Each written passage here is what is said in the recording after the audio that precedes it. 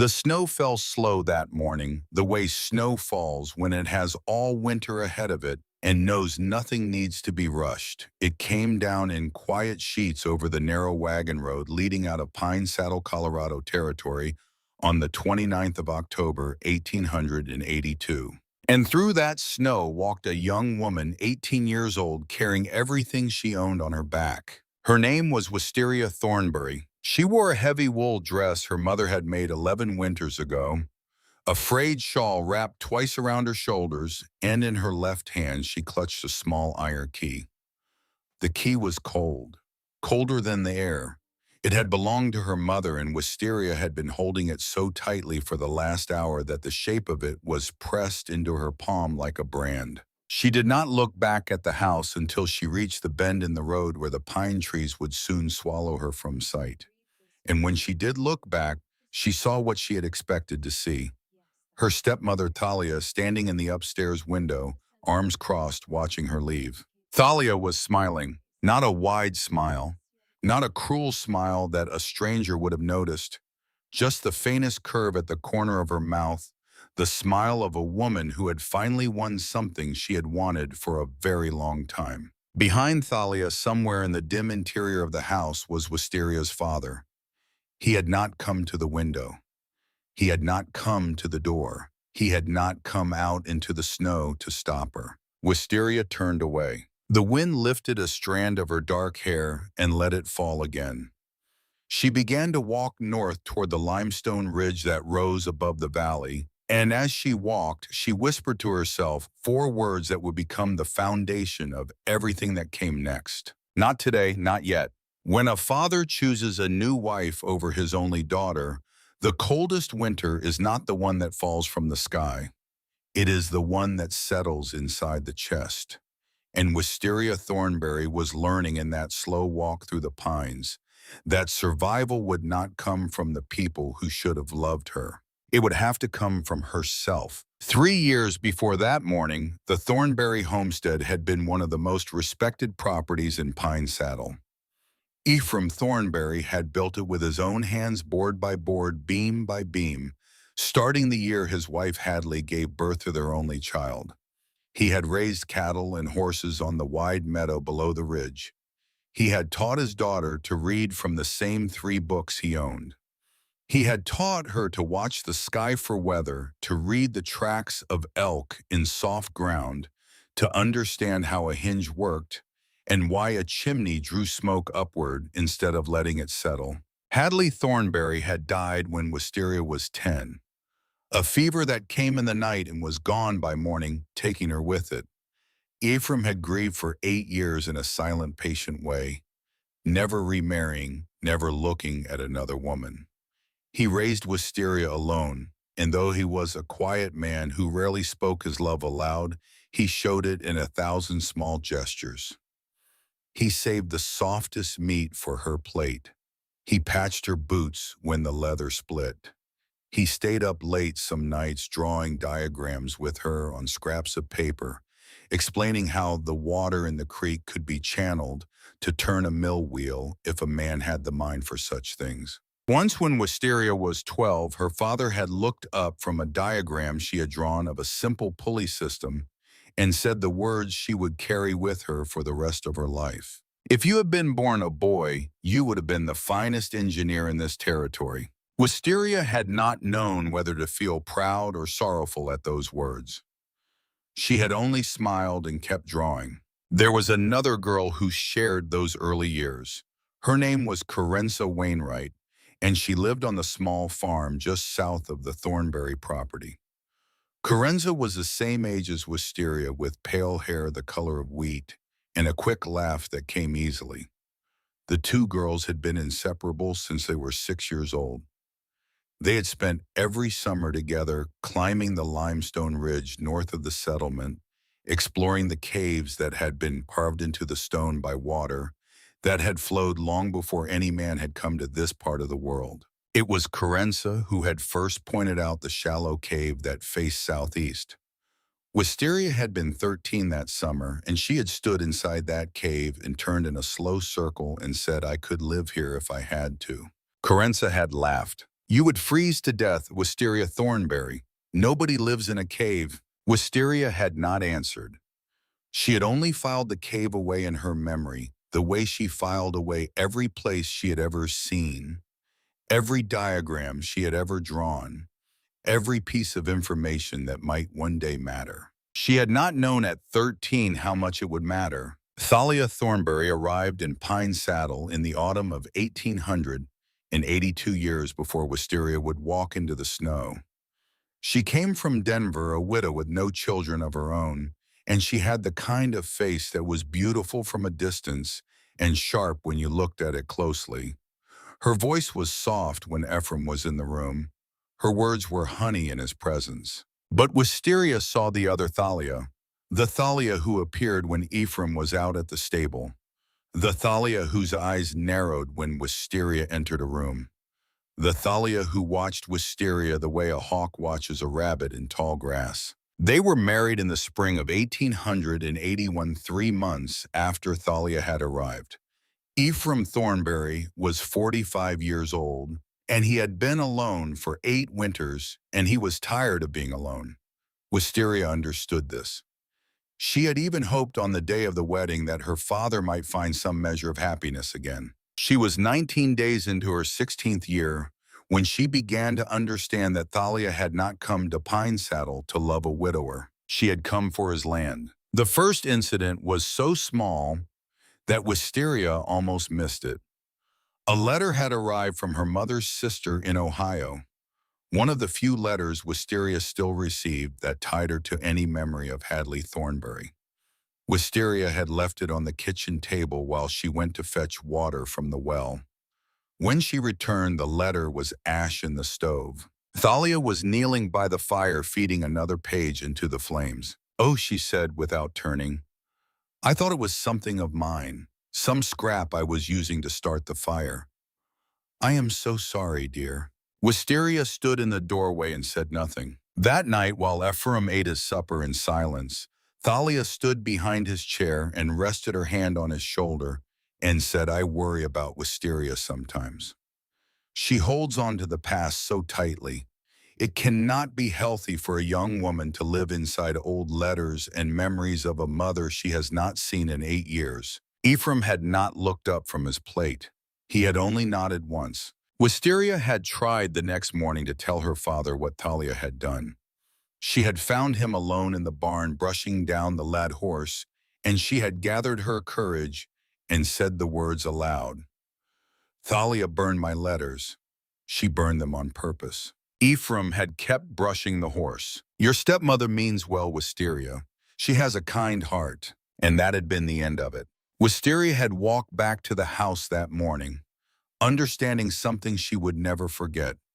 Her father would not hear her, not now, not about this, not about anything Thalia did. The woman who had come to their home to love her father had no intention of sharing him. And Ephraim, for whatever reason, buried inside the quiet corners of his soul, had decided to go deaf to his own daughter. The livestock began to die in June. The first was a milk cow named Violet, a gentle creature Wisteria had raised from a calf.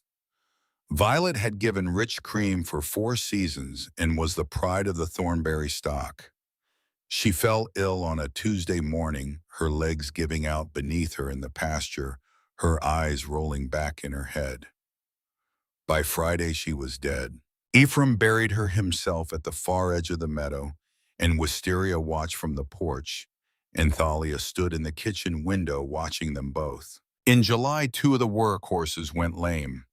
The veterinarian who rode out from Denver examined them for a full afternoon and could find no injury, no thorn, no twist of the joint that could explain it. He shook his head and said he had never seen the like. Ephraim shot them both that evening, and the sound of the pistol echoed against the ridge. In August, a pregnant mare named Whisper miscarried her foal in the middle of the night. By morning, the mare herself was gone, her body cold and stiff in the straw, her eyes open and staring at nothing. By late September, 8 animals were dead. Ephraim Thornbury was not a rich man, but he had been a comfortable one, and the loss of 8 animals in a single season was the kind of loss that could break a homestead. He walked the pasture each morning with his shoulders low. He spoke less and less at supper. He began to drink from a small bottle he kept in the cabinet by the stove, a bottle Wisteria had never seen him open before Thalia came into the house. And Thalia in those same weeks began to watch Wisteria with a new kind of attention. She began one afternoon to study Wisteria's hands. She took them in her own and turned them over, examining the palms, the fingers, the beds of her nails. She pretended to be looking for some domestic fault, some sign of slovenly work. But Wisteria felt in that cold examination that her stepmother was looking for something else. She was looking for stains. Wisteria did not understand then what that meant. She understood 3 nights later when she could not sleep and rose from her bed to fetch a cup of water from the kitchen. The house was dark.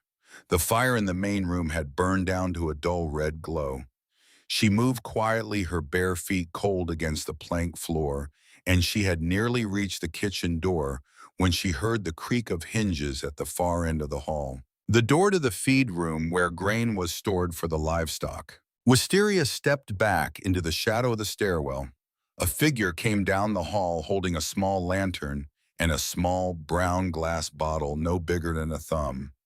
The lantern light caught the face for only a moment. It was Thalia. She walked past the stairwell without seeing Wisteria. She climbed the stairs. She returned to the bedroom she shared with Ephraim. The door closed behind her with the softest click. Wisteria stood in the dark for a long time. She did not know yet what was in the bottle. She did not know yet what it had to do with the dying animals. But she knew something that made her stomach turn cold and tight. She knew that her stepmother had been in the feed room in the middle of the night, carrying a bottle she did not want anyone to see. The next morning, Wisteria walked the 3/4 of a mile to the Wainwright farm and told Corinza everything. Corinza listened in silence.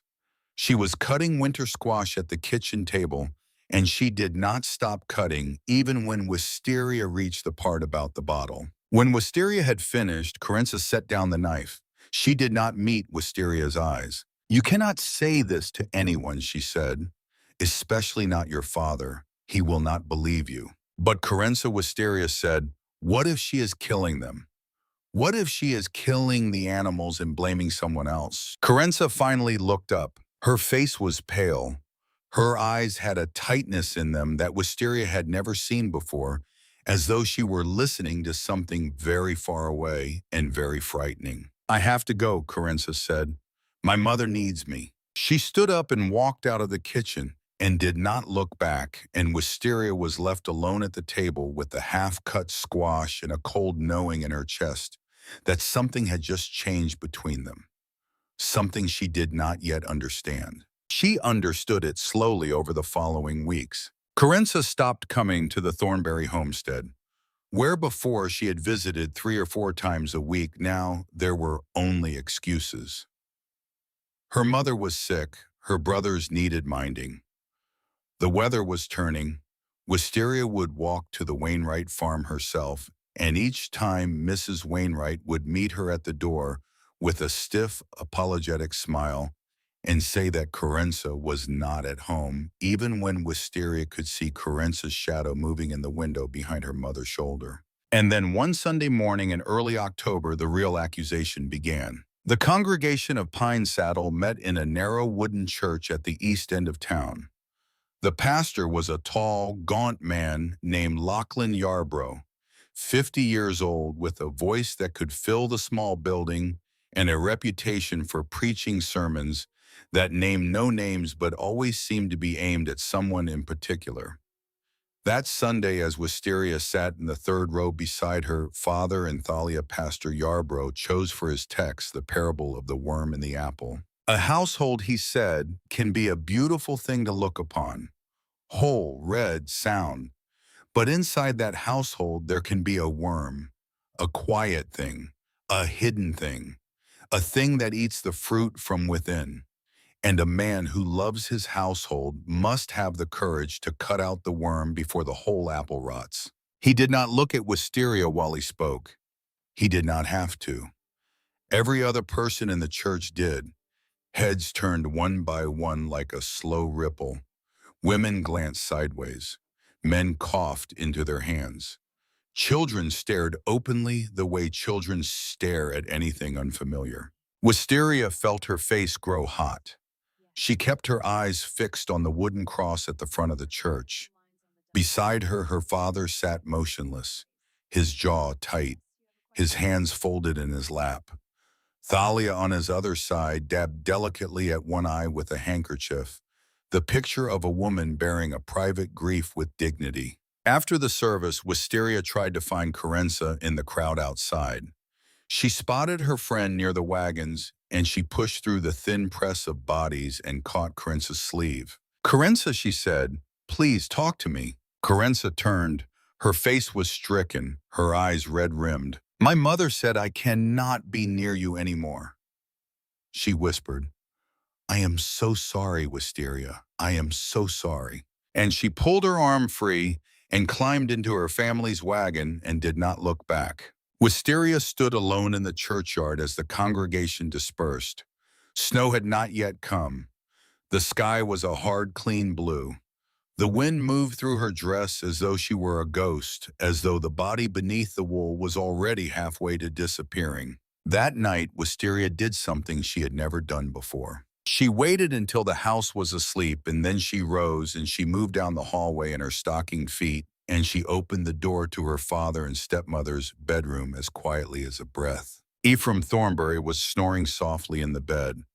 Thalia lay beside him, her back to the door, her breathing even. On the dresser by the window, there was a small leather-bound book Wisteria had seen Thalia write in from time to time. A book Thalia always slipped into a drawer when Wisteria entered the room. Wisteria crossed the floor on silent feet and lifted the book and carried it to the window where the moon gave her just enough light to read by. The book was a ledger. Dates, animals, weights, measurements. Violet, it said, May 27th, quarter dram, morning feed, sorrel gelding.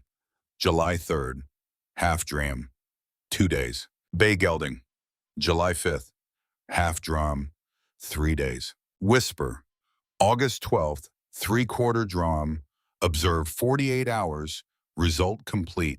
Wisteria read the pages twice. Her hands had begun to shake. She did not know what a dram meant. She did not know the exact chemistry, but she knew what she was looking at.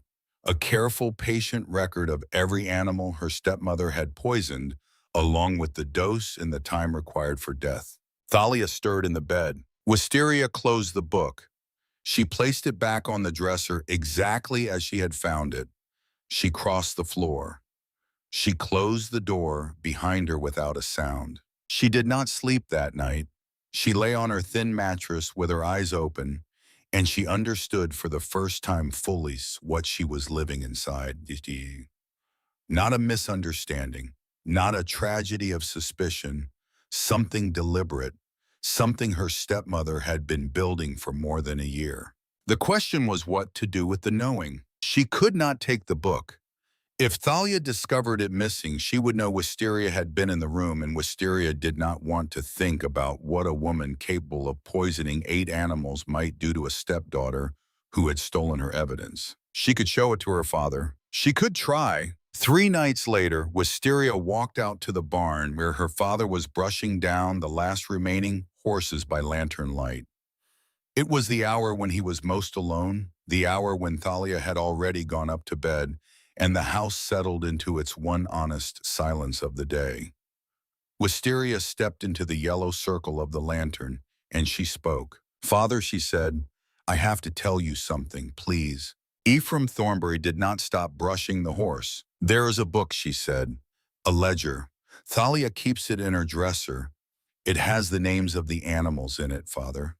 Every animal that died, and the dates, and the doses." Ephraim stopped brushing. He did not turn around. The horse shifted its weight. The lantern flickered. Somewhere out in the dark, a coyote called once and was silent. "Stop," Ephraim said. His voice was very low. "Stop, Wisteria. Father, please, if you would just come with me to the house. If you would just look at it, I am not asking you to believe me. I am asking you to look. Ephraim turned then. His face in the lantern light was the face of a man who had been holding something heavy for a very long time and was afraid to set it down because if he set it down, he would have to pick it up again, and it would be heavier the second time. I am tired, Wisteria. I am so tired. Thalia is the only one who has stayed with me. She is all I have left now that your mother is gone. Do not ask me to lose another wife. Do not ask me to do that. Wisteria felt something break inside her chest. Not sharply, slowly, like ice giving way under a boot. I am your daughter, she said. Ephraim did not answer. He turned back to the horse and began brushing again. And after a long moment, Wisteria walked out of the barn and across the yard and into the house. And she understood as she climbed the stairs to her room that her father had already made his choice a long time ago. He had made it the first morning she had come to him about the burned letters, and he had kept making it every day since, and there was nothing she could say now that would unmake it. He had chosen Thalia. He was going to keep choosing Thalia until the day he died. After that night, Thalia began the last part of her work. There was no declaration, no order, no demand that Wisteria leave the house. That would have raised questions. That would have given Ephraim something to feel guilty about something he might in a weaker moment try to undo. What Thalia did instead was quieter and more patient and far more effective. Wisteria's plate was forgotten at supper. An oversight, Thalia said the first time it happened. Wisteria, you should have said something. The girl is so quiet these days, Ephraim. She barely makes her presence known. The roof above Wisteria's bedroom began to leak. A storm, Thalia said, had found a weak place. She would have it repaired in the spring. For now, Wisteria's blankets were soaked through, and mold began to creep along the inside of the wall, dark green fingers spreading from the ceiling down toward the floor. When Wisteria tried to move her bed to a dry corner, Thalia accused her of damaging the wall, of being destructive, of being ungrateful. Ephraim at supper said nothing. The messages from her father, the small gestures that had defined 18 years of her life, stopped entirely. No more softest meat on her plate. No more patched boots. No more diagrams drawn on scraps of paper. He did not look at her when she entered a room. He did not say her name. By the 27th of October, 1882, Wisteria Thornbury understood that she was being buried alive. She sat on her bed that night, her knees drawn up to her chest, and she looked at the choices she had left. She could stay. She could stay and continue to suffer until Thalia, patient as a spider, found some final way to have her arrested or committed or removed by the sheriff himself. She could walk into the wilderness in the middle of a Colorado winter with no shelter and no supplies, and she could lie down somewhere and let the cold finish her. Or she could choose a fourth thing. She could live, not here, not in this house, but somewhere. She reached under her mattress and drew out the small blank notebook she had bought at the trading post the previous spring with 3 coins she had saved from selling butter. She had always meant to use it for something. She had not known then what. She opened the first page. She sharpened a pencil with her small knife. She wrote 3 words at the top of the page: problem, solution, plan. And then slowly, with the steady handwriting her mother had taught her, she began to write. She wrote about the cave on the limestone ridge, the shallow one that faced southeast, the one she had stood inside at 13 years old and said, I could live here if I had to. She wrote about the abandoned homestead 3 miles north of the ridge, the one she had passed with her father when she was 15, the one whose barn had been half full of old hay even then. She wrote about heat loss. She wrote about stone and air and wind and the way warmth moved. She wrote about what a bird's nest is and why it works. She wrote about insulation not because she had been taught the word, but because she had watched enough fires and enough winters to understand that the thing between the heat and the cold is the thing that matters. She wrote until the candle burned low, And then she closed the notebook and put it in the small bundle she was preparing, along with her thickest wool dress, her shawl, her single blanket, and the iron key that had belonged to her mother. She did not sleep. At first light on the 29th of October, Wisteria Thornbury walked down the stairs of the only house she had ever known. Thalia was at the window of the upstairs bedroom. Ephraim was somewhere deeper in the house, a shape behind a curtain, a shadow that did not move. Wisteria did not say goodbye. She walked out into the snow. The road north of Pine Saddle climbed gently for the first mile and then more steeply as it approached the limestone ridge. Wisteria walked with her bundle over her shoulder and her mother's key closed tight in her fist. The snow was not deep yet.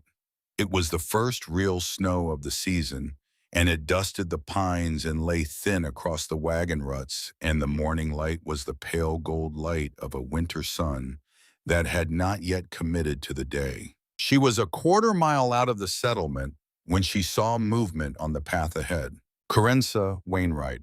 Carenza was carrying a yoke with 2 water pails from the creek, her younger brothers trailing behind her. When she saw Wisteria, she stopped dead in the road.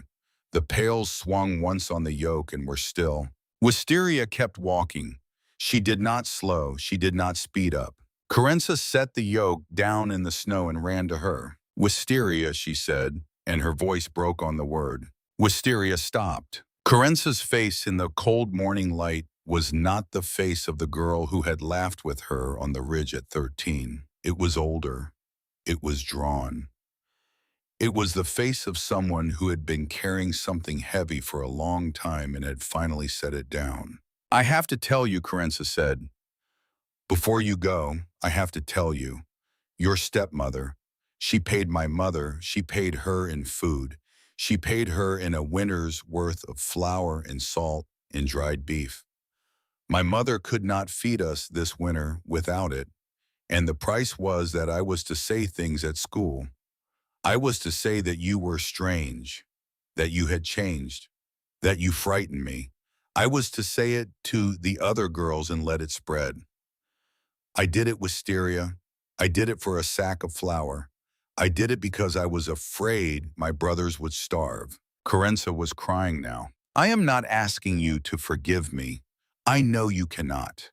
I just could not let you walk past me without saying it, without you knowing." Wisteria looked at her friend, her oldest friend, her only friend, the girl who had first shown her the cave on the ridge 6 years ago. She felt for a moment the heat of something rising in her chest. Not quite rage, not quite grief, some harder, older thing that had no name yet. And then she let it pass. "Live well, Carenza," she said. That was all she said. She picked up her bundle. She walked on.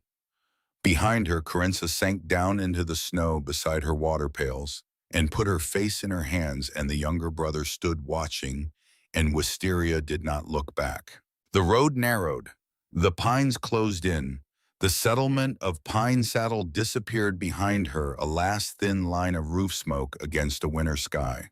The climb to the ridge took her until midday. When she stood at last at the mouth of the cave she had remembered from 6 summers ago, she found it exactly as she remembered it, and yet entirely different. The stone was grayer, the floor was rougher. The ceiling sloped back into a darkness she could not see into. The entrance faced southeast, and a thin, weak sunlight fell across the threshold and died 2 paces inside. 20 feet deep, 15 feet wide. A narrow fissure in the ceiling at the back rising up through the rock, the remnant of ancient water that had worked its way out of the stone and left a natural chimney behind. Wisteria stepped inside. She set her bundle down. She sat on a flat stone against the wall. She drew her shawl around her shoulders. It was cold. It was damp. The walls breathed moisture even in dry weather. She could see her breath. She did not cry. She did not pray. She did not think about her father or her stepmother or the road behind her. She took out her notebook and her pencil. She opened to the page she had begun to write the night before. She studied the cave for a long time, turning her head slowly, looking at the stone, The fissure, the angle of the entrance, the way the faint wind moved through the space. Then she began to write. Problem: heat loss. 3 sources. Stone walls conduct cold. Air moves through cracks. Warm air rises and escapes through the fissure before it can warm the body. Solution: separate the body from the stone. Slow the movement of air. Control the fissure. Material: dry plant matter. Abundant, free. Air traps between stems. Air is the insulator, not the grass itself. She paused. She looked at the words she had just written. Air is the insulator, not the grass itself. She understood then what she had been understanding for her whole life without knowing it. The bird's nest, the wool of a sheep, the fur of a winter rabbit, the thick snow that covered a field and kept the ground beneath from freezing hard. None of these things were warm. They were cold, every one of them as cold as the air around them. What they did was hold still air next to a body and refuse to let that air move. And still air held close would warm itself against the body and stay warm if nothing disturbed it. She had the principle now. She had it written down. She would never need to write it again. She would never need to explain it to anyone in words, because now her whole life was going to be the explanation. She closed the notebook. She stepped out of the cave into the afternoon sun. She looked north past the ridge toward the line of hills where she knew the abandoned homestead stood 3 miles of rough ground away. Its barn, the last time she had seen it 6 winters ago, had been half full of old hay gone brittle with age but still structurally sound. 3 miles, 1 woman, no horse, no cart, a winter coming. Wisteria Thornbury smiled for the first time since the summer. She whispered 4 words into the cold air, and they became the promise she would keep for the rest of her life. The winter is whispering, and I am listening. The first time Wisteria Thornbury collapsed in the snow, she thought she was going to die there. It was the 12th of November, 1882, and she had been walking the 3 miles to the abandoned homestead and back for 14 days straight. Her arms were wrapped around a bundle of dry hay nearly as wide as her body. Her boots had worn through at the heels. Her fingers beneath the thin leather of her gloves had gone white at the tips 2 days ago and had not come back to the right color since. She went down between 2 pine trees on the narrow game trail that ran along the eastern edge of the ridge. She did not feel herself fall. One moment she was walking, and the next moment the sky was above her and the hay was scattered across the snow, and her cheek was pressed against something very cold that was beginning to feel very warm, which was the part she knew she was not supposed to let happen. She lay there for a long time. A bird called from somewhere in the pines. The wind moved once through the branches and was still. Wisteria thought about her mother. She thought about the way Hadley Thornbury had looked the last morning of her life, her hair spread across the pillow, her hand reaching for Wisteria's small hand and closing around it. She thought about her father. She thought about how her father had not come to the window. She opened her eyes. Not today, she whispered to the pines, not yet. She rolled onto her side. She pushed herself up onto her elbows. She gathered the scattered hay with hands that would not quite close all the way. And she was still kneeling there in the snow, trying to get her feet under her, when a shadow fell across the trail in front of her. She looked up. An old man was standing 10 feet away, leaning on a long rifle. He wore a bearskin coat that reached to his knees and a fur cap pulled low over a weathered face. He did not speak for a moment. He only looked at her and at the hay and at the snow, pressed flat where her body had lain. Then he said in a voice as quiet as the wind in the pines, "How long you been walking, girl?" Wisteria tried to answer and found that her voice was not working. The old man nodded once as though she had spoken. He laid his rifle against a tree. He crossed to her in 3 long strides, bent down and lifted her up as easily as a man lifts a sheaf of wheat. She felt her face press into the rough fur of his coat, and she felt the warmth of another human body for the first time in weeks, and the Part of her that had refused to break for 14 days broke there against his shoulder, silent and shaking. The old man did not speak. He only carried her. His name was Phineas Pemberton. He was 65 years old, and he had lived alone on the north slope of the ridge for 19 winters in a cabin he had built himself out of hand-hewn pine. He did not come down into Pine Saddle more than twice a year. He did not attend church. He did not speak to men he did not trust, and he trusted almost none. He carried Wisteria 3/4 of a mile through the snow to his cabin. He set her in a chair by the fire. He put a cup of something hot into her hands and closed her fingers around it for her because her fingers would not close on their own. And while she drank, he sat across from her and looked at her in the steady, patient way of a man who has seen many broken things in his life and has learned not to rush any of them. There was a boy sitting on a low stool by the stove. He was 10 years old, dark-haired, with eyes too serious for his age. He watched Wisteria without speaking. He did not smile, and he did not frown. He simply watched her the way a small animal watches something new and tries to decide if it is dangerous. "This is my grandson," Phineas said after a long while. "Finch, his mother was my daughter. She and her husband took fever the same winter 3 years ago. Finch is all I have left, and I am all he has left." Wisteria looked at the boy. Finch looked back. Something passed between them that was not quite a greeting, but it was not nothing either. When the cup was empty, Phineas asked her in that same quiet voice what she was doing out on the ridge with an armful of hay in the middle of November. And Wisteria told him. She told him about the cave. She told him about the heat loss and the plant matter and the principles she had already written down and would not write down again.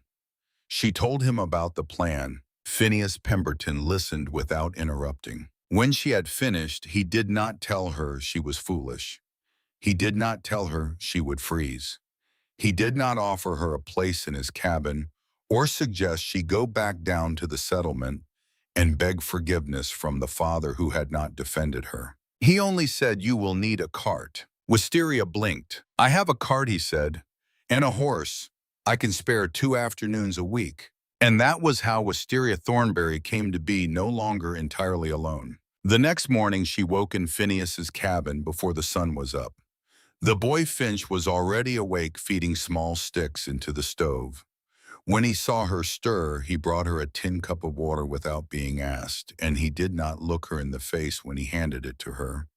But he stood there beside the chair for a long moment, as though he wanted to say something and did not yet have the words. Then he crossed the cabin and came back with something in his hand. It was a small wooden carving, a rabbit no bigger than a walnut, its ears laid back, its legs tucked beneath it. The wood was smooth from handling. The edges had been worn soft by small fingers. "My grandfather made it for me," Finch said. "When I got here, when my parents—" He stopped. He held it out to her. "You keep it," he said, "for the cave, for when you are by yourself." Wisteria took the rabbit in her palm. She closed her fingers around it. "Thank you, Finch," she said, and the boy nodded once very seriously and turned away and went back to feeding the stove, as though he had just completed a piece of important business he had been rehearsing for days. Over the next 3 weeks, the work went differently. With Phineas's cart and horse, the haul to the abandoned homestead took an hour each way instead of 4, and the load was 10 times what Wisteria could carry on her back. They made the trip twice a week. They filled the cart until the horse strained at the traces, and they brought the hay up to the cave and packed it along the walls in thick, tight courses, leaving only the fire circle at the back and the mouth of the chimney fissure clear. Phineas did not give advice unless asked. He did not treat Wisteria like a child. When she made a mistake, he waited until she caught it herself. When she got something right, he only nodded as though it was the expected thing, which was a kind of respect more meaningful to her than any praise could have been. On the evenings when Phineas and Finch stayed to help Wisteria cook for them, She had learned her mother's few recipes by heart before she was 10. She made simple stews from roots and small game and the dried meat Phineas brought from his stores. Finch began to talk slowly in small pieces. He told her about a creek he knew where the fish came up in spring.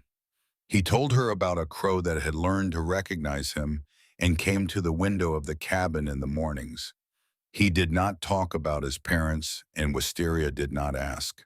The stew and the fire and the slow, quiet voice of a boy describing a crow became, without Wisteria noticing it happen, the first hours of peace she had known in more than a year. In the middle of November, she had her second visitor. He came up the ridge alone on foot without announcement. He was a tall man in his early 30s, broad across the shoulders with a carpenter's hands and a carpenter's careful way of moving through the world. He reached the mouth of the cave at mid-afternoon, and he stood there for a full minute without speaking, while Wisteria, who was fitting a course of hay against the east wall, pretended not to notice him. Finally, he said, "You understand how this works." Wisteria turned. The man was studying the wall she had just finished. His eyes went to the fissure in the ceiling, then to the entrance, then back to the packed hay. "You understand the principle," he said again. "Who taught you?" "Nobody," Wisteria said. "I watched birds build nests. I watched my mother bank a fire." I thought about it. The man was quiet for a long time. "My name is Ransom Hollister," he said. "I build houses down in the settlement. I heard the talk about a girl up on the ridge who was building something. I came up to see if the talk was true. I did not expect this." He took a step into the cave. He ran his fingers along the packed hay, testing its density. He tilted his head back and studied the angle of the chimney fissure. "You are going to need a door," he said. "I know," Wisteria said. "And you are going to need a firebox, stone and clay, set back from the entrance so the draft pulls the smoke up through the fissure instead of into the room." "I know," Wisteria said. "I have not worked out the angle yet." Ransom Hollister looked at her. Something moved in his face. It was not surprise exactly. It was closer to the look of a man who has opened a door he expected to lead to a closet and found that it led instead to a room he had not known was in the house. "I lost my wife 3 years ago," he said after a moment. "She died bringing our daughter into the world. The baby went with her. I have not done much work since then that I cared about. If you will let me, I would like to help you build this thing. I will bring my own tools. I will bring the wood. I will not ask you for anything." Wisteria looked at him steadily. "Why?" she said. Ransom Hollister looked at the cave again, at the hay, at the fissure. "Because whoever is doing this is doing something I thought only God did," he said. "And I would like to be near that for a while." Wisteria nodded once. "Come back tomorrow," she said. "Bring your tools." And he did. The work on the door and the firebox took 9 days. Ransom brought scrap lumber from a shed he had been planning to tear down. He brought leather scraps for hinges. He brought nails and a small forge kit and 3 different kinds of clay. Phineas brought flat river stones from a creek 3 miles south.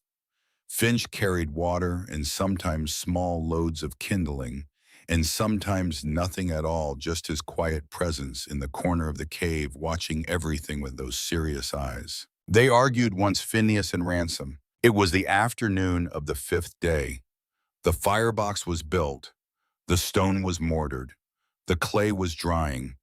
They had come to the question of the chimney, and they could not agree. Phineas wanted a straight vertical flue up through the natural fissure. Simple, direct, clean draft. Ransom wanted an L shape, a short horizontal run before the vertical rise. He argued it would hold heat in the stone before the smoke escaped, warming the room longer. "Straight up is what the cave wants," Phineas said. "You fight the cave, you lose. An L is what a house wants," Ransom said. "You warm the stone, you warm the room." They stood in the middle of the cave, arguing in the low, quiet voices of men who had no interest in shouting, but who were not going to give an inch. Finch watched from his corner. Wisteria watched from the entrance. She listened for several minutes, and then she said neither. Both men turned. She walked between them to the back wall where the fissure opened into the rock. She had been drawing in her notebook for 3 nights, working out the geometry. "Ozzy," she said. Phineas frowned. Ransom tilted his head. "2 bends," Wisteria said.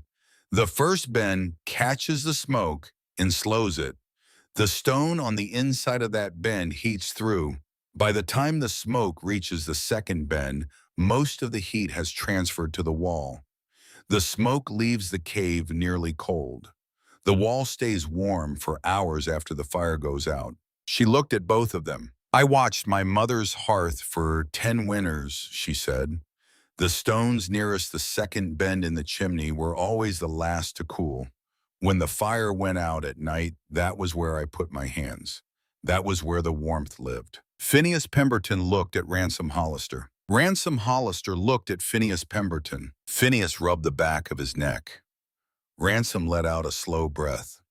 Neither of them spoke for a long moment, and then Phineas said quietly, "Well, I guess we are building a Z." Ransom laughed once. A short laugh, more of a surprised breath than a real laugh. "I guess we are," he said. And from that afternoon forward, something shifted in the work. They still consulted each other. They still argued the small points. But when it came to the shape of the thing as a whole, it was Wisteria they turned to now. She was not the girl they had come to help. She was the engineer of the project. By the 1st of December, the cave was finished. The door was hung and sealed with strips of tanned leather that bent without breaking in the cold. The firebox drew cleanly. The Z-shaped flue worked exactly as Wisteria had said it would, the inner stone growing warm to the touch.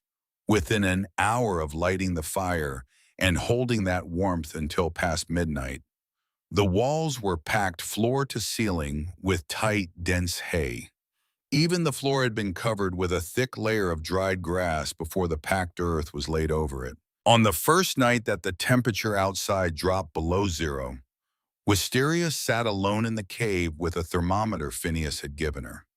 She watched the mercury. She wrote in her notebook. Outside 3 degrees below 0, inside 47 above, fire burning low. She set down the pencil. She sat for a long time in the yellow light of the fire, looking at the wall she had built. Then she did something she had not done since the morning she left her father's house. She cried. Not for long, not loudly, just for a few minutes with her face in her hands, while the small fire crackled and the wind moved over the mouth of the cave and found no way in. And then she stopped. She wiped her face, she closed the notebook, and she wrote nothing more that night. Ransom Hollister brought the news on a gray morning in mid-December. He had come up the ridge with a sled load of salt pork and dried beans that the mayor had asked him to deliver a payment from the settlement for the carpentry work he had done on the new schoolhouse. He pulled the sled into the clearing outside the cave, and he stood there for a moment before he knocked on the door, and Wisteria knew when she opened it and saw his face that he had not come about the supplies. "Your father," he said. She waited. "He is sick," Ransom said. "Bad sick. They say it came on him 3 weeks ago. Lung fever. The doctor from Denver has been up twice. Your stepmother will not let anyone in the house except the doctor. The doctor told me yesterday at the trading post. He said the old man might not see spring." Wisteria stood in the doorway. The wind moved a strand of her hair. "There is something else," Ransom said, and his voice got quieter. "Your stepmother has had him sign papers. The trading post clerk saw them, witnessed them himself. The whole homestead, the land, the remaining animals, the house. All of it is in her name now.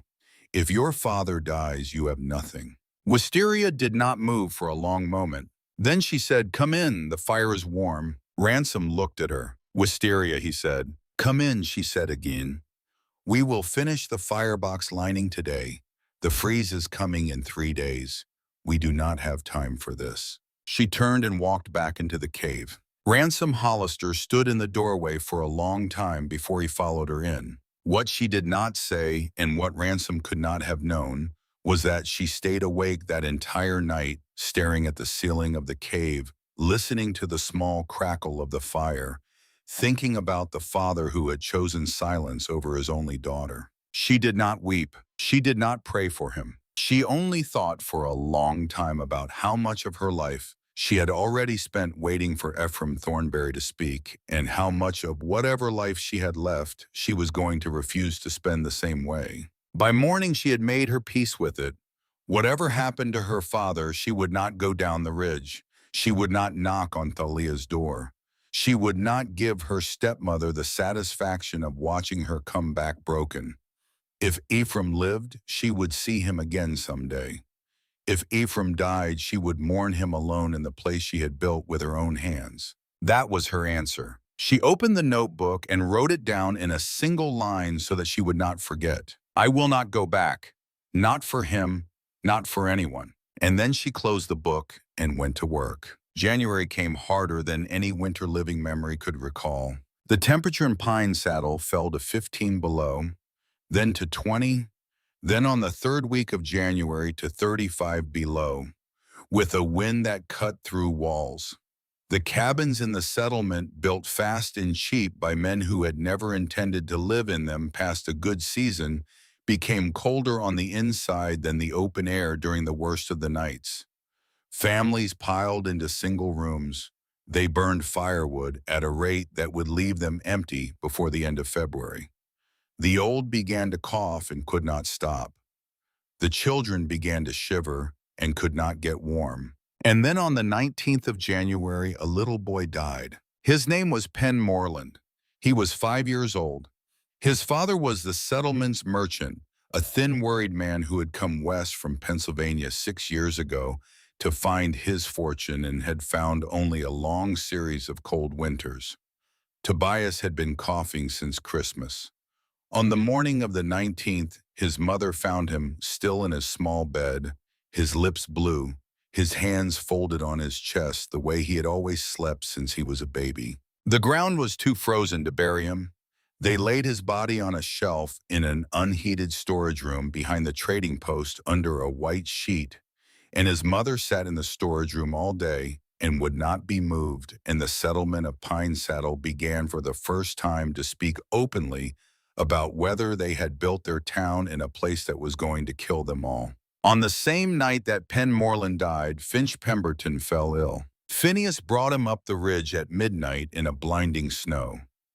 The old man walked the 3/4 of a mile from his cabin to the cave with the boy wrapped in 2 blankets and held tight against his chest, and when he reached the door his face was gray with cold, and his arms were shaking, and Finch was barely conscious. Wisteria opened the door. She saw the old man. She saw the boy. She took the child from Phineas's arms without a word and laid him on the bed of hay and blankets she had built against the warm wall nearest the Z-flue. She put her hand on the small forehead. It was burning. Lung fever, Phineas said. Same as before. The old man did not finish the sentence. Wisteria understood what he had been about to say. Same as the fever that had taken Phineas's daughter. Same as the fever that had taken Finch's parents 3 winters ago. She looked at Phineas. He is not going to die here, she said. Phineas's mouth moved, but no sound came out. His eyes were wet. Wisteria went to work. She did not sleep for 3 days. She kept the fire low and constant. She broke ice from the water bucket and warmed it by the stones and held the cup to Finch's lips drop by drop, hour after hour. She kept a damp cloth on his forehead when the fever rose, and she kept him wrapped close when the shivers came.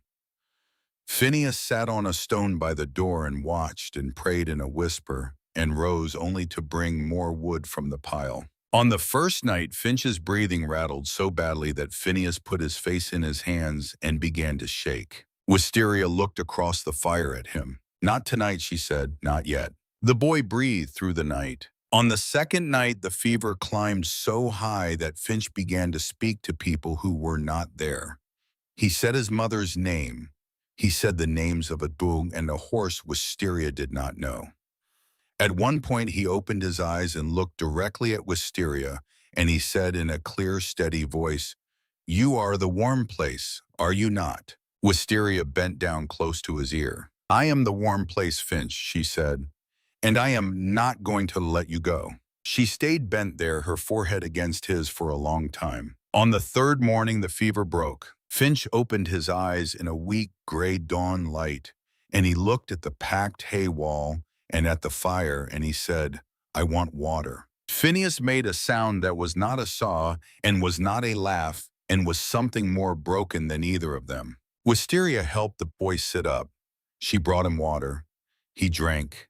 He closed his eyes and slept, and this time his breathing was the breathing of a child and not the breathing of a dying thing. Phineas Pemberton sat on the stone by the door with his face in his hands and did not speak for 20 minutes. When he finally looked up, his eyes were red, but his voice was even. "Wisteria," he said. "Yes, when I go back down into the settlement tomorrow, I am going to tell them." "Tell them what?" "I am going to tell them what is up here. I am going to tell them, every one of them. I am going to tell them what you built and what you did, and I am going to tell them that the girl they ran out of that town saved the only thing I have left in this world. And if any man in that settlement has a word to say against it, he can say it to me." Wisteria did not answer for a long time. Then she said very quietly, "Tell them whatever you want to tell them, Phineas." The old man nodded. And when the storm broke 2 days later, Phineas Pemberton walked down the ridge into Pine Saddle, carrying his grandson in his arms, and he walked the full length of the main street before he stopped at the door of the church, and he stood there on the steps until a crowd had gathered, and he told them everything he had seen in a voice loud enough to carry across the square. The last thing he said before he carried Finch home was this: "There is a warm place on the ridge. There is a warm place, and the girl who built it is the girl you sent up there to die. And if any of you has a child who is cold tonight, I would think very carefully about how you are going to live with yourselves come spring." The crowd stood in the snow and did not answer. By the next morning, the first knock came at the door of the cave. It was Pastor Lachlan Yarbrough. He stood in the snow in his black coat, his thin shoulders hunched, his breath coming in small white clouds. He did not carry a child. He did not carry firewood. He carried only a single leather-bound Bible under his arm, and he stood at the door of the cave with the look of a man who had come not to be welcomed, but to be judged. Wisteria opened the door. The pastor met her eyes. "Are you a witch, Wisteria Thornbury?" he said. His voice was not accusing. It was small and uncertain and afraid. "Is this devilry?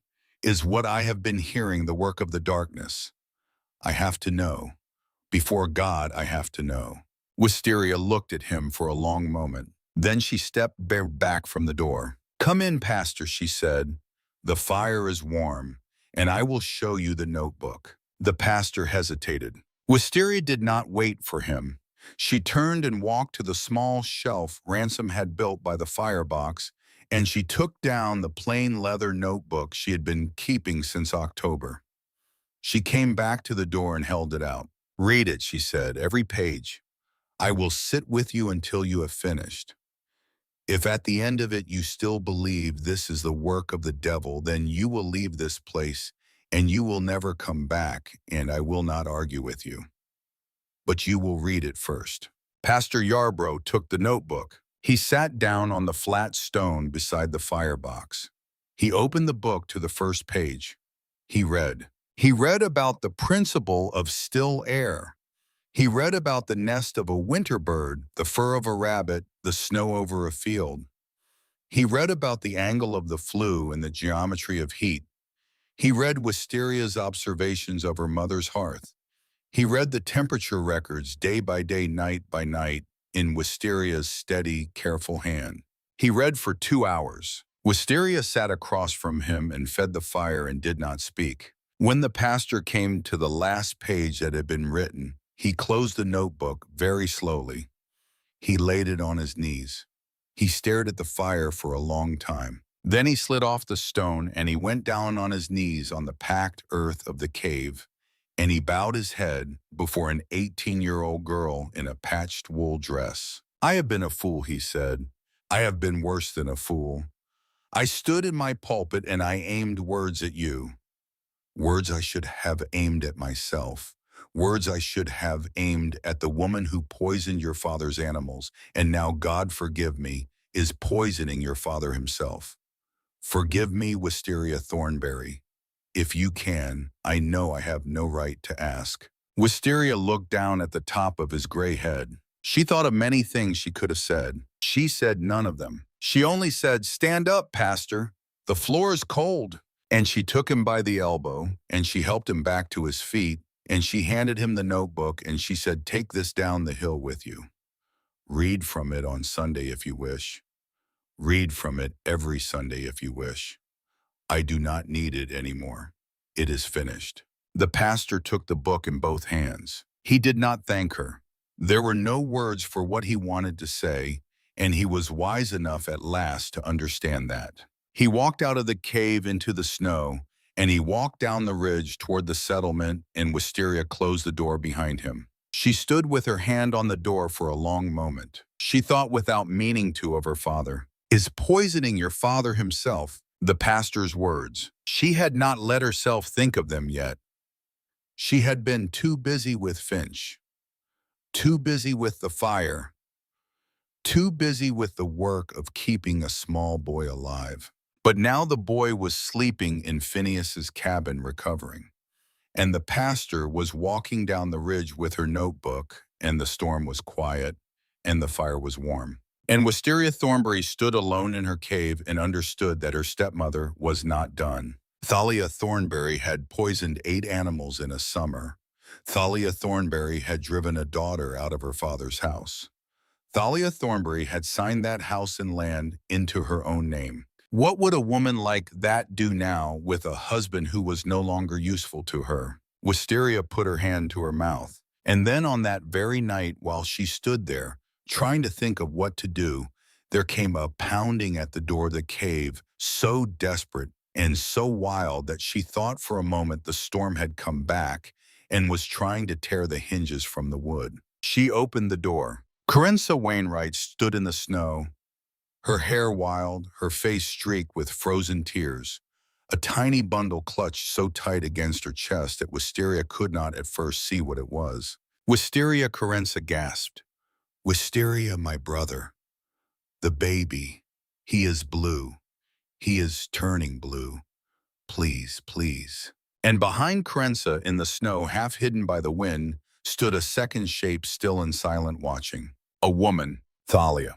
Thalia Thornbury stood in the snow 20 paces behind Corinza Wainwright. She did not move. She did not speak.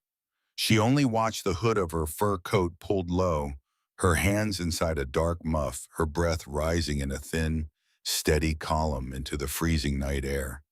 She had followed the girl up the ridge. Wisteria understood this without having to ask. Thalia had followed because Thalia wanted to see with her own eyes the things she had been hearing about for weeks. The warm place, the cave, the daughter who refused to die. Wisteria did not look at her stepmother. She looked at the tiny blue-lipped bundle in Corinza's arms. "Bring him," she said. She pulled Corinza through the door. She closed the door on Thalia without a word. She did not lock it. There was no lock. A locked door would have been an acknowledgement, and Wisteria had decided in the half-second it had taken her to recognize Thalia in the snow that she would not give that woman one more acknowledgement for the rest of her life. Inside the cave, the fire was low. Wisteria built it up in 3 quick motions, laying the wood the way Phineas had taught her, the draft catching almost at once, the Z-flue drawing cleanly. She took the baby from Corinza's arms and laid him on the bed of hay and blankets where Finch had lain 5 days before. She put her bare hand on his chest to feel the breathing. It was there, shallow, fast, but there. He had not been out in the cold long enough to die. Not quite. Not yet. "How far did you carry him?" Wisteria said. "From the house," Corinza whispered. "All the way from the house." That was more than a mile. Get your coat off, Wisteria said. Hold him against your skin, your bare skin. Open your dress and put him inside it. Do it now. Carenza did it. She sat down on the hay and she opened the front of her dress and she pressed her baby brother against the warm, living skin of her own chest, and she wept silently while she did it, and Wisteria pulled a blanket over both of them and tucked it close. Outside, there was no sound at all. Thalia was still out there. Wisteria knew she was, but she did not open the door and she did not look out the small window Ransom had cut in the wood. She sat across from Carenza by the fire and she waited. And after a long while, the baby's breathing grew deeper and the blue faded from his lips, and he made a small, complaining sound against his sister's skin. The complaining sound of a living child who has decided he is hungry. Carenza broke. She bent over the baby and she sobbed into his dark hair, and her shoulders shook, and Wisteria let her weep for a long time before she spoke. What happened tonight? Wisteria said at last. Carenza lifted her head. She looked at Wisteria across the low fire, and she said in a voice so quiet it was barely a voice at all, Thalia came to our house this evening. She came with a bottle of whiskey for my mother. My mother had been drinking since supper. Thalia sat at our table and she drank with her, and she talked for an hour. And I was in the back room putting the baby to sleep, and I could hear every word they said. Carenza's hands tightened around the child. She said things, Wisteria. She said she had put something in your father's tea. She said it was slow. She said he would not last the month. She laughed. My mother laughed with her. And then Thalia said she knew about the notebook, the one you gave to the pastor. She said the pastor was a weak man and he would not move against her. She said nobody would move against her. She said that by the time they found your father's body, she would already have sold the land and gone back east, and she would be rich, and nobody would ever find her. Wisteria sat very still, and then Carenza said my mother passed out, and Thalia got up, and she went to the back room. She stood over the baby's cradle, Wisteria. She stood over my baby brother's cradle, and she looked down at him, and I was hiding behind the curtain, and I saw her do it. She picked up his blanket. She held it above his face, just for a second, and then she put it down and she walked out of the house. Wisteria's hand tightened on the edge of the hay bed. I waited until she was gone, Carenza said. I took him. I bundled him up and I ran. I did not know where to go. I only knew there was a warm place. I only knew there was you. Wisteria looked at the fire for a long moment. Then she stood up. Stay here, she said. Stay with him. Keep him warm. Do not open this door for anyone. Where are you going? Carenza said. Wisteria did not answer. She took her shawl from the peg by the door. She wrapped it around her shoulders. She put her hand on the latch. Then she stopped. She turned back. She crossed the cave. She knelt down beside Carenza, and she looked into her oldest friend's face, and she said very quietly, I forgive you, Carenza. For everything, I forgive you. Whatever happens tonight, I want you to know that. Carenza's eyes filled. Wisteria stood. She opened the door. She stepped out into the snow.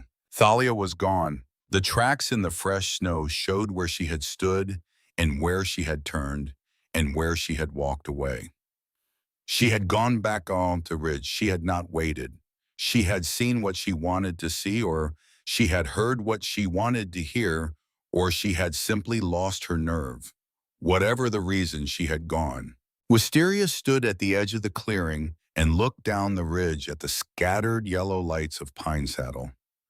She stood there for a long time. Then she did something she had promised herself on a cold night in December that she would never do. She went down. She did not go to her father's house. She went to the home of Phineas Pemberton. She woke the old man by pounding on his door, and when he opened it with a rifle in his hand and Finch behind him holding a small lamp, Wisteria said only 5 words. I need your help, Phineas. The old man looked at her face. He set the rifle down. He reached for his coat. It was just past 4 in the morning when they reached the home of Mayor Langford. Phineas knocked. The mayor came to the door in his nightshirt and a heavy robe, his gray hair wild from sleep. He took one look at Wisteria's face and at Phineas beside her, and he said, "Come in. Both of you, come in right now." By 5 in the morning, Pastor Lachlan Yarbrough was sitting at the mayor's kitchen table. By 6, Ransom Hollister had been sent for and had arrived. By 7, the sheriff of Pine Saddle, a solid, taciturn man named Garfield, had been pulled from his own bed and was drinking black coffee with the rest of them. Wisteria told them everything. She told them what Carenza had heard. She told them what Carenza had seen. She told them about the brown glass bottle she had seen in Thalia's hand on a summer night 2 years gone. She told them about the ledger in her stepmother's dresser.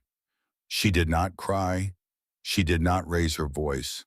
She told them in the flat, steady way of a woman who had spent months writing observations in a notebook and had learned how to speak a clean, clear truth. When she had finished, the mayor looked at the sheriff. The sheriff looked at the pastor. The pastor looked down at his hands. "I have the notebook," Pastor Yarbrough said. "I have read it 20 times in the last 3 days. Whatever any of you may think of what has been said against Wisteria Thornbury in this town, I will stand before God and before every man in this valley, and I will tell them she is telling the truth. Every word." The mayor stood up. "Sheriff Garfield," he said, "go to the house. Go now. Take 2 men with you. Arrest Thalia Thornbury. Search the dresser. Find the book. And bring Ephraim Thornbury out of that house alive if you can." The sheriff set his coffee cup down. "Yes, sir," he said.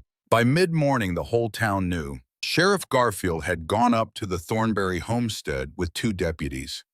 They had found Thalia in the parlor, calmly drinking tea. They had found Ephraim Thornbury upstairs in the bed, thin as a rail, barely able to lift his head from the pillow. His lips cracked and his skin gray. They had found the leather-bound ledger in the bottom drawer of the dresser, wrapped in a silk scarf hidden beneath a stack of folded linens. They had also found 3 small brown glass bottles in the same drawer. 2 were empty. 1 was half full. The town doctor was sent for. He looked at the half-full bottle. He smelled it. He tasted a drop on the tip of his finger and spat into the snow. He took the bottle and he took Ephraim Thornbury away from the house in a wagon, and he installed him in the back room of his own small clinic, where he began the slow, careful work of keeping a poisoned man alive. Thalia Thornbury was locked in the small jail cell behind the sheriff's office. She did not protest. She did not weep. She did not beg. She only sat on the narrow wooden bench inside the cell, with her hands folded in her lap and her back very straight, and she looked at the wall in front of her as though the wall had insulted her and she was deciding what to do about it. The trial was set for the 12th of March. In the weeks between, Wisteria did not come down the ridge. She stayed in the cave. She stayed with the work. Families still came up at night, rotating through the small, warm space, and Wisteria received them without ceremony and sent them home in the mornings. Ransom Hollister built a second door, an inner door, to hold the heat better. Phineas Pemberton and Finch came and went. Carenza Wainwright climbed the ridge twice a week with her baby brother wrapped against her chest, and she sat by the fire with Wisteria for an hour or 2 and did not speak much and did not need to.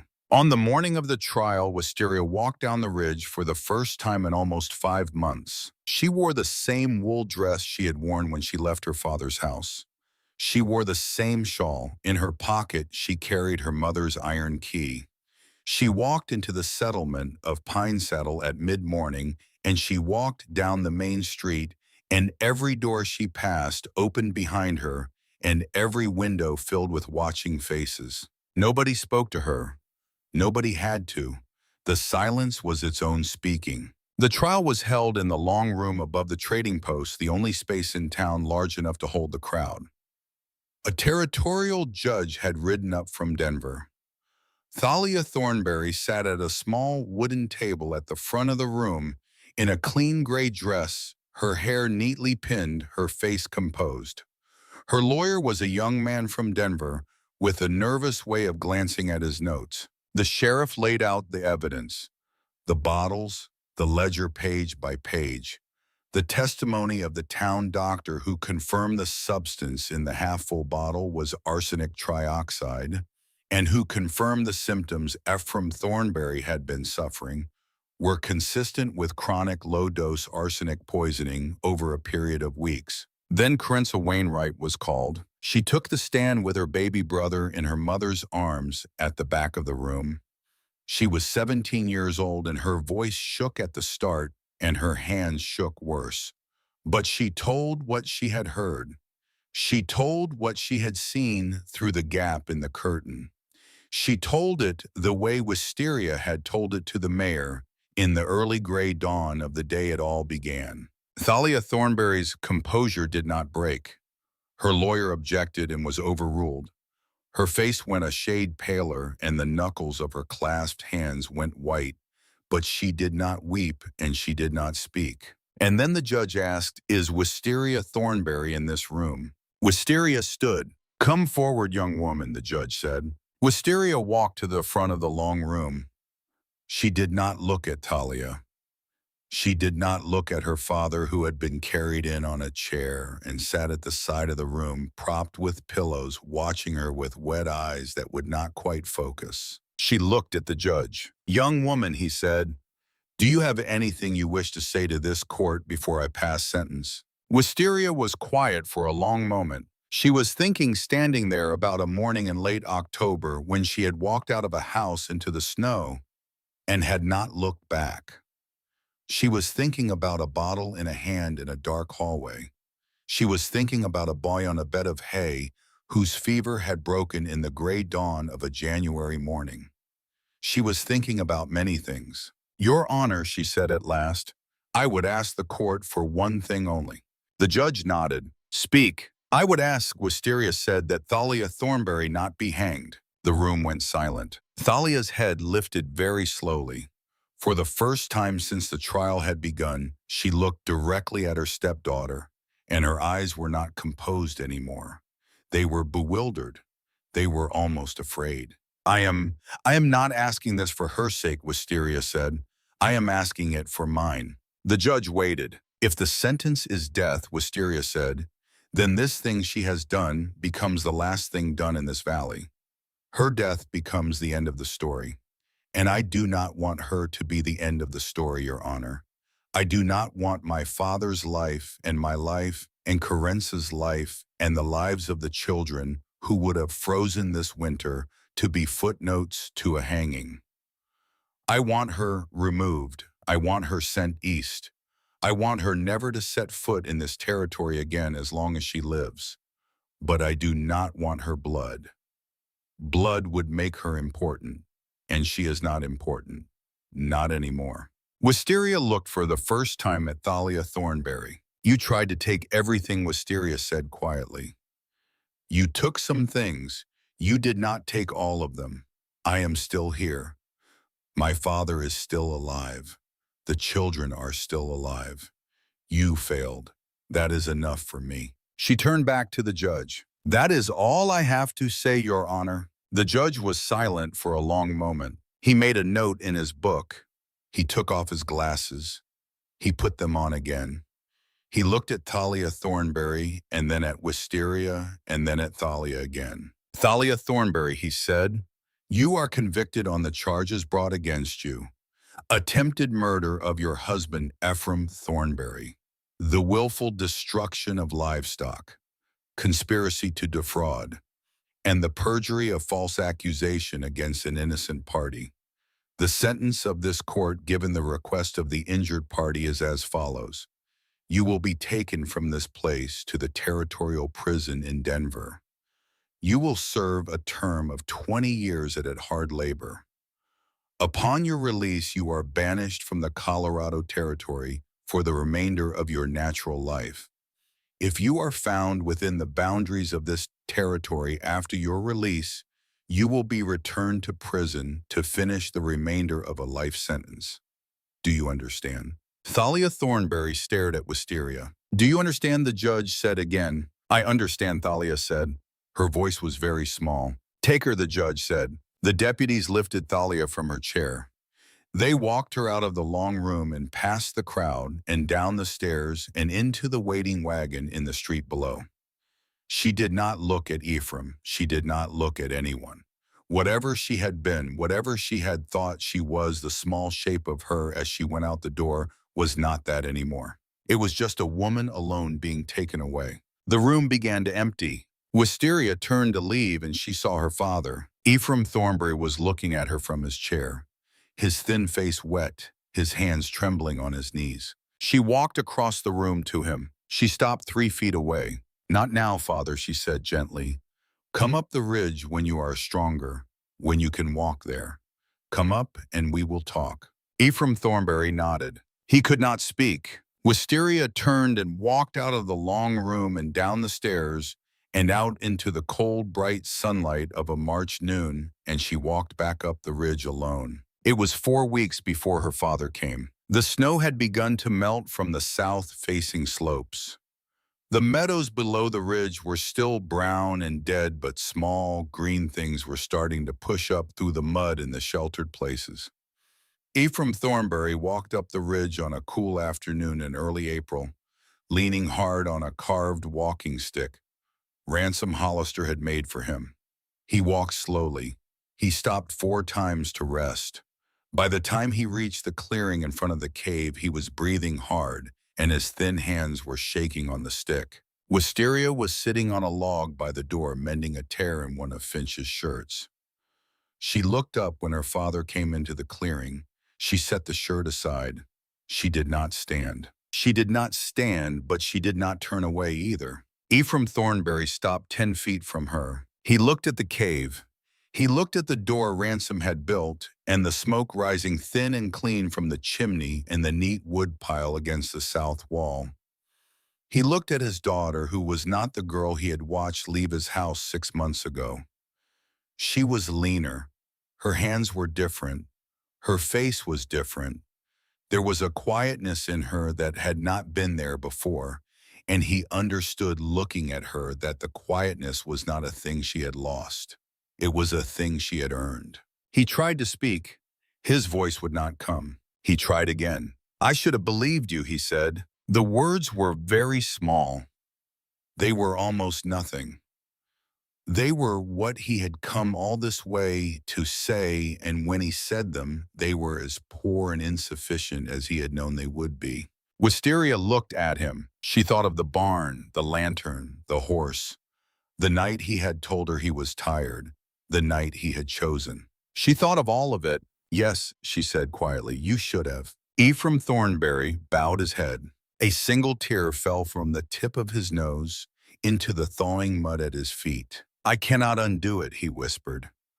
I cannot make it right. I have thought about it every hour of every day. There is no amends. There is no payment. There is only me standing here asking you. Not for forgiveness. I am not asking for that. I have not earned that. I am asking for whatever is less than forgiveness, whatever you can give. Wisteria sat still for a long moment. She looked at the man who had been her father and who had not been her father and who now stood in front of her asking to be a father again.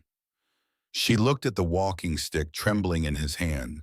She looked at the lines in his face that had not been there in October. She thought I could send him away. She thought I could say nothing, and he would turn around and he would walk back down the ridge, and it would be finished. She thought many things, and then she did what she had been practicing for a long time without knowing she was practicing it. She chose. Come inside, she said.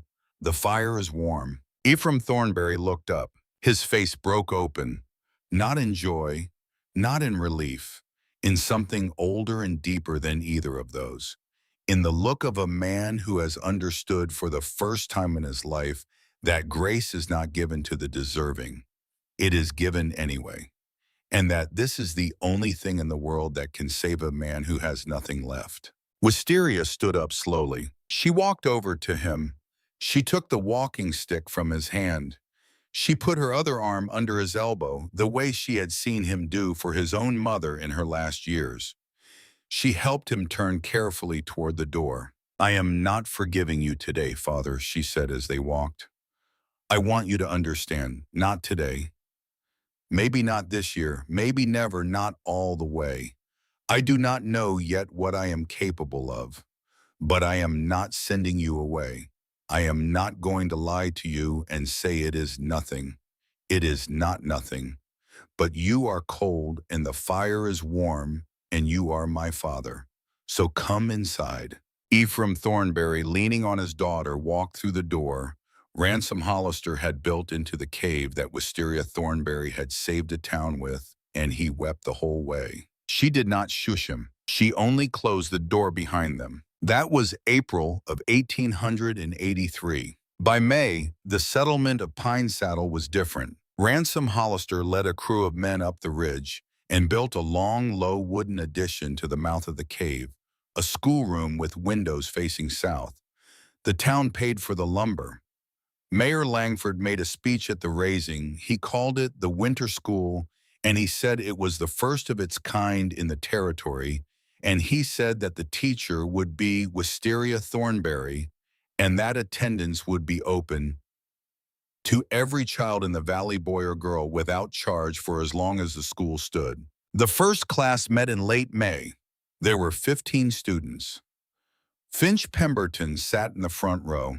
He was 11 years old and he had grown 2 inches since January, and he watched Wisteria with the serious, unblinking eyes of a boy who had decided a long time ago that this woman was the closest thing to a sister he was ever going to have. Phineas Pemberton taught the older boys how to work with wood and stone once a week in the afternoons.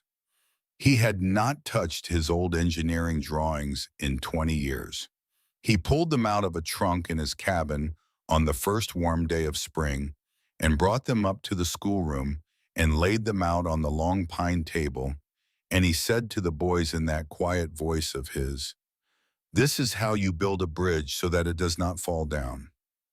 Pay attention." Pastor Lachlan Yarbrough came up once a week to teach reading and writing. He never spoke from Wisteria's notebook in his sermons, though he had said he might.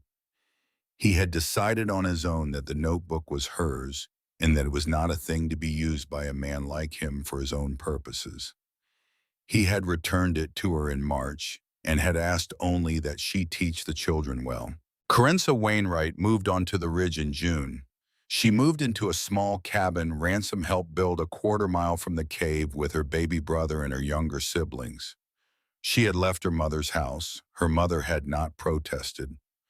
Carenza became Wisteria's assistant at the school, and over the course of that summer, her closest friend again, in a way that was not the same as the friendship of 2 girls at 13, but was in its own way deeper. Ransom Hollister did not ask Wisteria to marry him that year. He understood, without being told, that she was not ready and might not ever be ready in the way other men might have expected, and that if he loved her, he would be patient and let her come to whatever she came to in her own time. He worked alongside her. He ate at her table. He walked her home sometimes from the settlement in the evening.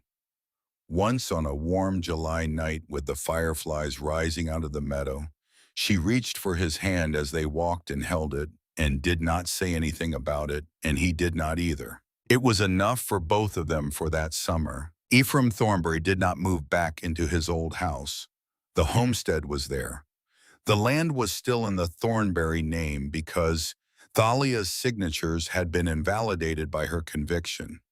But Ephraim could not bring himself to sleep in the bedroom he had shared with her, and he could not bring himself to sit at the table where she had served him poisoned tea for 6 weeks. He sold the house to a young couple from Ohio for a fair price. He moved into a small room in the back of the schoolroom, which Ransom had built for him. He spent his days caring for the new small herd of cattle the town had gifted Wisteria, And in the evenings, he sat by the door and whittled, and sometimes he read to Finch from one of his 3 old books. Every Sunday, he had supper with his daughter. The suppers were quiet at first, long silences, half-finished sentences. But as the weeks turned into months and the months turned into a year, something began to heal that neither of them had quite believed could heal. It was not the old relationship. It was not going to be. The old relationship had died in the barn on the lantern night. What was growing in its place was something neither of them had a name for. A new kind of love, a love that did not pretend. One evening in the October that marked 1 full year since Wisteria had left his house, Ephraim Thornbury set down his fork at supper and looked at his daughter and said very softly, "You saved my life, Wisteria."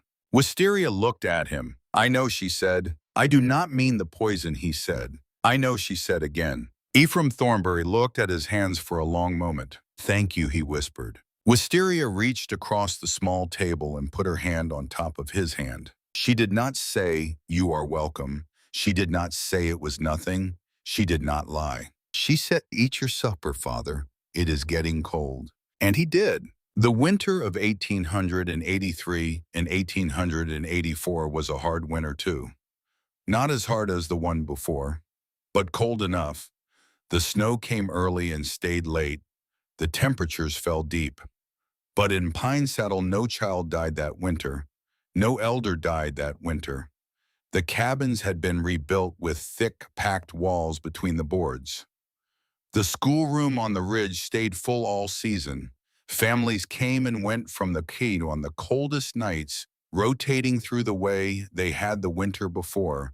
But now it was a rhythm the town had learned, and there was no fear in it anymore. On the longest night of that winter, the 21st of December, Wisteria Thornbury stood at the front of the schoolroom in the yellow light of 2 oil lamps and looked out at her 15 students.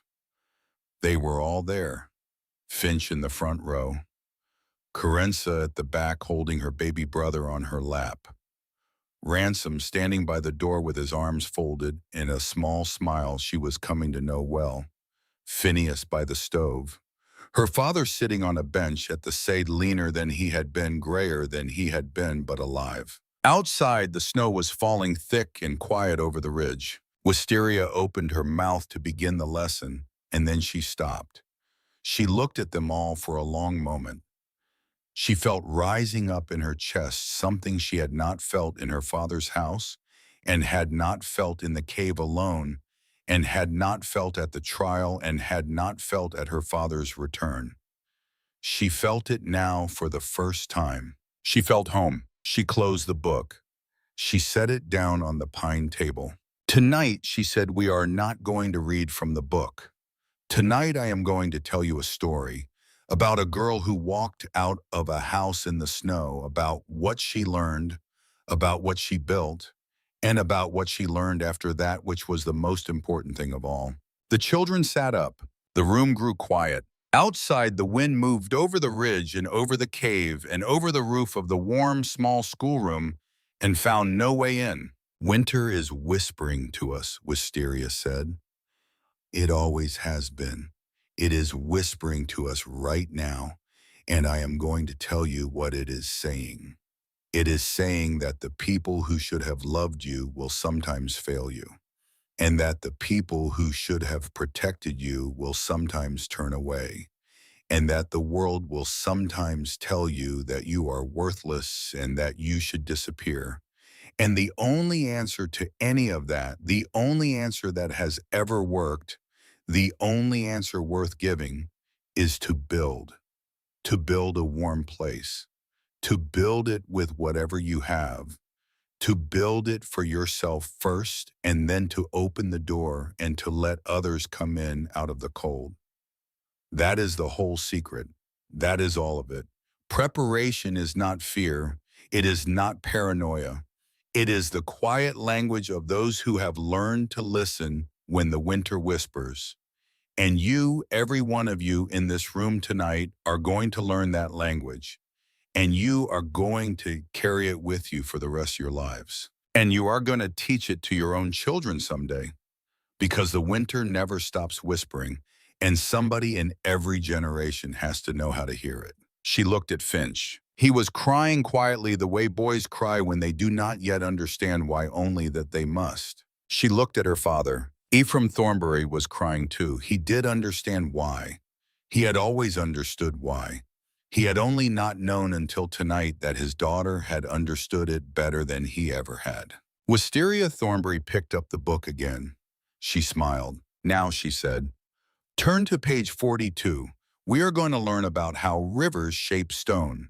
And the children turned the pages. And outside the warm schoolroom on the ridge above Pine Saddle, the snow kept falling. And in a shallow cave lined with packed hay and warmed by a Z-shaped flue, the fire burned low and steady, the way it would burn through every winter after that, when for as long as the people of that valley remembered the name of the girl who had refused to lie down in the snow. The winter whispered, and she had listened. And because she had listened, the children of Pine Saddle would never have to listen in the same way again. They would only have to remember her. And they did. For generations they did.